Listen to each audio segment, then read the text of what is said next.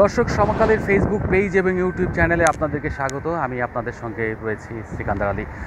আপনারা জানেন বাংলাদেশ নেপালের সঙ্গে শেষ ম্যাচ খেলবে গ্রুপের। এই ম্যাচটি বাংলাদেশের জন্য অত্যন্ত গুরুত্বপূর্ণ, অর্থাৎ সুপার 8-এ কোন দুটি দল যাচ্ছে তার মধ্যে একটি দক্ষিণ আফ্রিকা ইতিমধ্যে কোয়ালিফাই করে ফেলেছে অপরাজিত হিসেবে।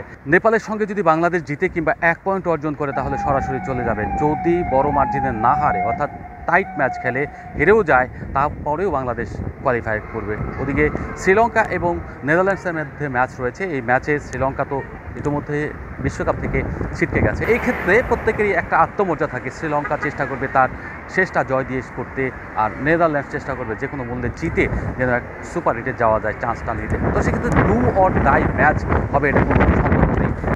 বাংলাদেশ যেটা করেছে নেপালের সঙ্গে এর আগে একটি টি-20 খেলেছে, সেটি 2014 সালের টি-20 বিশ্বকাপে, যে ম্যাচে বাংলাদেশ ডমিনেট করে 8 উইকেটে জিতেছিল। আশা করা যায় এই ম্যাচেও বাংলাদেশ সেন্ট ভিনসেন্টে অ্যারন ভ্যালেতে জিতবে, কারণ হচ্ছে এই কন্ডিশনটা মোটামুটি বাংলাদেশের অনুকূলে হয়। এই কন্ডিশনে বাংলাদেশ 2009 সালে টেস্ট খেলে জিতেছিল। That was the first away test match জয়। ভালো দিক হলো সাকিব আল হাসান একটা ছন্দে রয়েছেন, বিশেষ করে 2 ম্যাচ পরে তিনি তৃতীয় ম্যাচে এসে হাফ সেঞ্চুরি করেছেন এবং অপরাজিত ছিলেন, ম্যান অফ দ্য ম্যাচ হয়েছেন, বোলিংটা মোটামুটি করেছেন।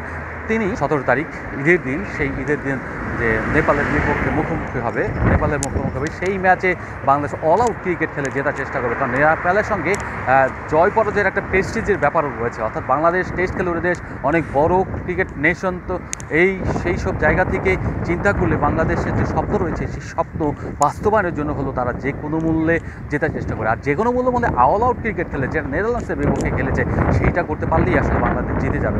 নেপালের পক্ষে টানা 2 ম্যাচে সেরকম কম্পিটিটিভ ম্যাচ, মানে অর্থাৎ ওই যে দক্ষিণ আফ্রিকার বিপক্ষে 1 রানে জয়ের যে চ্যালেঞ্জটা তারা দেখিয়েছে, যে জিততে জিততে হেরে গেছে তারাও, সেই জায়গাটা কিন্তু প্রতিদিন দেখাতে পারবে না। কারণ হলো যে একটা দলের মোটিভেশন লাগে ভালো খেলার জন্য, সেই মোটিভেশনটা কিন্তু তাদের হারের মধ্য দিয়ে শেষ হয়ে গেছে। এখন তাদের বিদায় নেওয়ার সময়, এই বিদায় নেওয়ার সময় ওই রকম মোটিভেশন থাকে না যে মোটিভেশন থাকে একটা সম্ভাবনার মধ্য দিয়ে, সেই সম্ভাবনা তাদের নেই।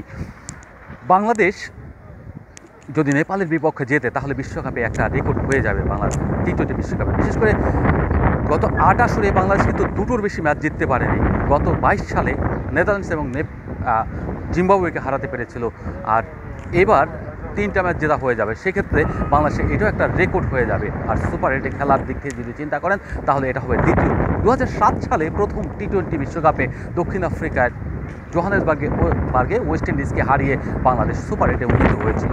যে আসরে বাংলাদেশ সুপার 8-এ খুব ভালো ক্রিকেট খেলেও দ্বিতীয় ম্যাচ জিততে পারে। তবে আশা করা যায় এবার যদি বাংলাদেশ সুপার 8 খেলে তবে একটা চ্যালেঞ্জ তো অবশ্যই নেবে এবং টার্গেট থাকবে তারাও সুপার 8-এ 1-2টা ম্যাচ জেতার জন্য। সেক্ষেত্রে নতুন কিছু হতে পারে, যে বিষয়গুলো চিন্তা করা হয়নি বা যে বিষয়গুলোকে ভাবা হয়নি বিশ্বকাপের আগে, যেটা নিয়ে বেশি দুশ্চিন্তা ছিল বাংলাদেশ একেবারেই ভালো করবে না, ভালো করতে পারবে না, 1-2 ম্যাচ জিতবে, এইরকম একটা কল্পনা করা হচ্ছিল। কিন্তু সেই জায়গায় কিন্তু বাংলাদেশ ইতোমধ্যে 2টো ম্যাচ জিতে ফেলেছে। বিশেষ করে শ্রীলঙ্কার বিপক্ষে জয়ের পর বাংলাদেশের মোটিভ চেঞ্জ হয়ে গিয়েছে। ব্যাটাররা খুব ভালো করতে পারছেন না, এটাই দুশ্চিন্তার কারণ। কিন্তু এই দুশ্চিন্তা ওভারকাম করা সম্ভব যদি যারা মোটামুটি ছন্দে রয়েছেন, গত ম্যাচে রান করেছেন, সেন্ট ভিনসেন্টের কন্ডিশন অনুপাতে এখানে রান হয়, মোটামুটি একটু সেটেল হলে ভালো খেলাও যায় এবং চাইলে বিস্ফোরক ইনিংসও খেলা যায়। আশা করা যায় বাংলাদেশ তার স্বরূপে থাকবে এবং নেপালকে উড়িয়ে দিয়ে সুপার 8-এ উন্নীত হবে 6 পয়েন্ট নিয়ে। ধন্যবাদ, আমি বিদায় নিচ্ছি, সিকান্দার আলী।